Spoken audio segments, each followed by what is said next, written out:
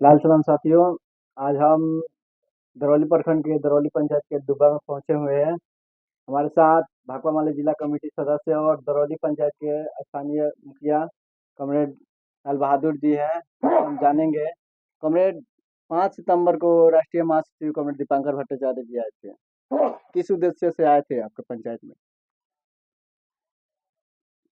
सबसे पहले आपके जितने लोग चैनल देख रहे हैं सभी लोग को हम क्रांतिकारी अभिवादन करेंगे। दीपांकर भट्टाचार्य जी 5 सितंबर को 3 महापुरुषों का, जो यहाँ के सामंती ताकतों ने 1965 में 17 जुलाई 1965 को सरकारी जमीन पर कब्जा को लेकर निर्मम तरीके से हत्या कर दिए थे। उनके मूर्ति का अनावरण करने के लिए 5 सितंबर को दीपांकर जी आए थे। यह जमीन कहिए तो उनके परिवार के लोग रामवृष भगत के बेटे नथनी भगत, रामव्रत कुहार के नाती मैनेजर प्रजापति ने अपने बताया, जहाँ तक हमको जानकारी है कि इस जमीन को मुक्ति उनके साहस को, जो रामवृष भगत थे, कई लोगों से हम इस कार्यक्रम की तैयारी में कई गांवों में घूमे तो बहुत सारे लोगों ने बताया कि रामवृष भगत बहुत साहसी व्यक्ति थे और उस समय जब चारों तरफ सामंती ताकतों का बर्बर हमला था, लोगों के खाद पर बैठने की लोग नहीं दे रहे थे, बात बोलने नहीं दे रहे थे, उस समय उन्होंने गरीबों को जगाने का काम किया और दुब्बा में तमाम गरीबों को संगठित करके जो सरकारी पोखरा, इस पोखरा में 3 प्लॉट है और तीनों प्लॉट मिलाकर 4 बीघा 10 कट्ठा जमीन है और 4 बीघा 10 कट्ठा पर जैसे ही के स्थानीय लोगों से जानकारी था मिला हम लोग को कि यह प्रति कदीम यह पोखरा था और पोखरा के बाद प्रति कदीम खतियान में भी प्रति कदीम है और इसमें सारे लोगों का दलान, खरिहान, मवेशी लोग चराते थे और किसी का कोई कब्जा नहीं था। लेकिन अचानक यहाँ के सामंती ताकतों ने कहा कि हम लोग यहाँ के मालिक हैं और इस जमीन पर किसी का कब्जा नहीं रहेगा, और उन्होंने यहीं के गरीबों को फोड़ कर जितना डीह का जमीन था सब जुतवाने का काम किया। जुतवाने के बाद उसमें मकई और बाजरा का फसल उगा दिए और इस बात को लेकर इस गांव में मीटिंग हुआ। मीटिंग करके कि कैसे ही लोग, जो सब गरीबों का कब्जा था, सब लोग इसका उपयोग कर रहे थे, तो हम लोग क्यों नहीं उपयोग करेंगे। और उपयोग को लेकर के हम लोग का भी इस पर है, हम लोग का भी अधिकार है, संवैधानिक रूप से अधिकार है।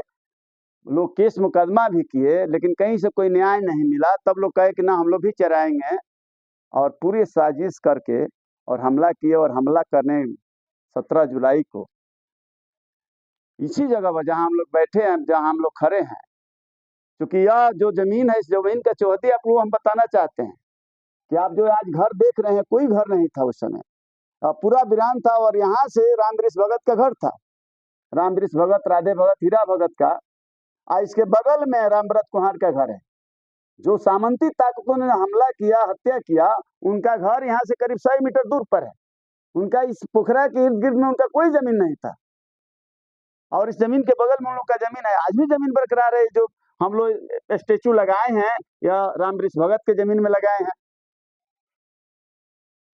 और हमला हुआ उन लोग के मरने के बाद, उनकी हत्या करने के बाद, जैसे लोग बताए कि उनकी इतनी चलती थी कि रामवृष भगत जिंदा थे, उनके फर्द बयान पर उस समय FIR हुआ। हाँ, दरोगा के सामने उन्होंने बयान दिया कि कौन कौन लोग हमको मारे और उनकी अच्छी इलाज के लिए सदर अस्पताल भेजा गया साजिश के तहत, और वहां जाके उनकी मृत्यु हो जाती है। तो उनके इनसे कि उनकी कितनी बर्बत उनकी पहुंच था और कितने उनके सरकार में पहुंच वो लोग रखते थे, और वहां जाकर उनकी हत्या हुई। हत्या होने के बाद केस हुआ। केस में वो लोग 15 दिन के अंदर में उनका जमानत हो गया जरूर लोग जेल में गए, लेकिन 15 दिन के अंदर में जमानत हो गया। और उस केस का जो देख रेख कर रहे थे, गांव में तो भगदड़ मच गया। जब 1965 में घटना घटा, तो आपको मैं बताना चाहता हूं, किसी गांव के बग्गी गोड़ थे, उन जमींदारों के घर में उनका 4 कट्ठा का भी हम लोग खतियान निकाले तो 4 कट्ठा उनका जमीन है। 1 कट्ठा तो जमीन उनका खाली हुआ, लेकिन 2 कट्ठा करीब करीब 2 2.5 कट्ठा जमीन आज भी जमींदार लोग कब्जा, उनके जबरदस्ती घर बनाए हैं। उनकी मुक्ति की लड़ाई अभी हम लोग लड़ रहे हैं। और बग्गी गोड़ ये गांव छोड़कर चले गए उत्तर प्रदेश में। आज उनका पूरा एक भरा पूरा परिवार है। बग्गी गोड़ के 7 लड़के थे और 7 लड़के पूरे उनका नाती पना सही उनके लोग हैं। जब हम उनका खतियान निकला, वो जमीन जब बातें हुई और उनका जमीन जब कब्जा हुआ, तो सारे परिवार के लोग आए थे। तो उस आतंक के चलते वो लोग गांव छोड़ कई लोग चले गए।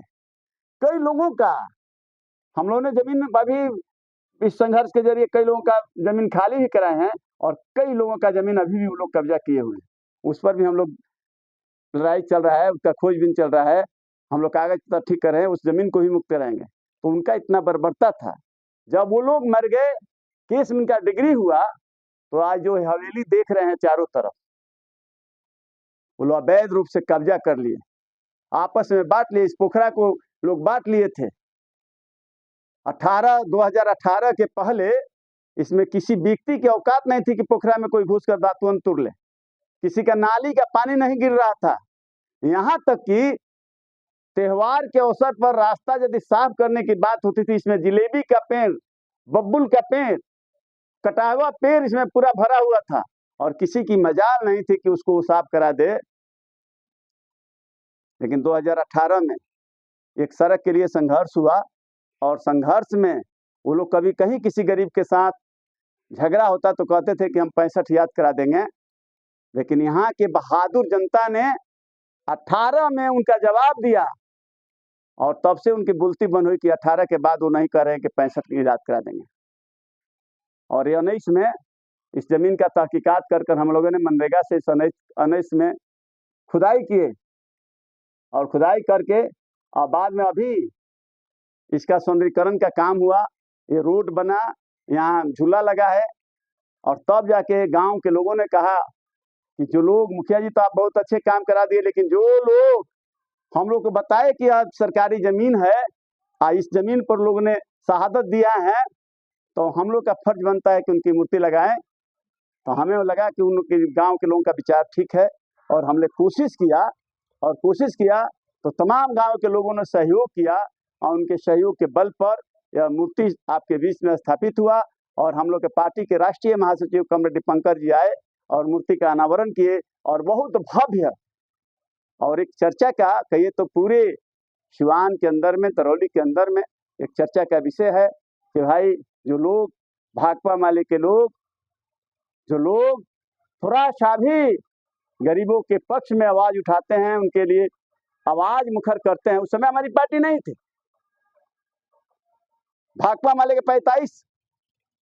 69 में हुआ, लेकिन 65 में घटना घटा, और 65 में लोग जनता के लिए शहीद हुए, उनका हम लोग सम्मान किए। और अभी भी हम लोग लगातार इस दिशा में आगे कदम बढ़ा रहे हैं कि जो लोग साथी लोग शहीद हुए हैं उनको हम लोग उचित सम्मान देने का काम कर रहे हैं। और यहाँ हम लोग ने सम्मान दिया, आपने सुना। और पूरे गांव में कहिए तो 5 सितंबर का दिन पूरे दुब्बा गांव में एक जश्न का माहौल था, और तमाम लोग काम काज बंद करके, और तमाम गरीब लोग, जितने लोग बाहर के आए, और यहाँ के नौजवानों ने उनकी बड़ी अच्छी तरह से खातिरदारी की, और कहीं किसी तरह का कोई कमी नहीं रहा। इसके लिए भी हम दुब्बा गांव के लोगों को धन्यवाद देंगे कि जिन्होंने बहुत बहादुरी से, जो गांव के अलग बगल के लोग आए, उनका अच्छे से खातिरदारी की। इस परिवार के लोग भी, इनके परिवार के लोग तो शहीद हो गए, इनके परिवार के लोग भी बहुत योगदान किए, और ये लोग अपना पूरा काम काज ठप करके सिलीगुड़ी से करीब 5 दिन से इस कार्यक्रम को अच्छा बनाने में लगे रहे। तो परिवार के लोग को भी हम बहुत बहुत धन्यवाद करेंगे कि दरौली जो हम लोग के पंचायत का एक गांव है, और उस गांव में इस तरह का भव्य आयोजन हुआ, और आयोजन में सब लोगों ने सार्थक मदद किया, सहयोग किया, अपना कीमती समय दिया। इसको लेकर भी हम बहुत बहुत आभार प्रकट करेंगे। नाम बताइए। लाल बहादुर, भाकपा माले जिला कमेटी सदस्य।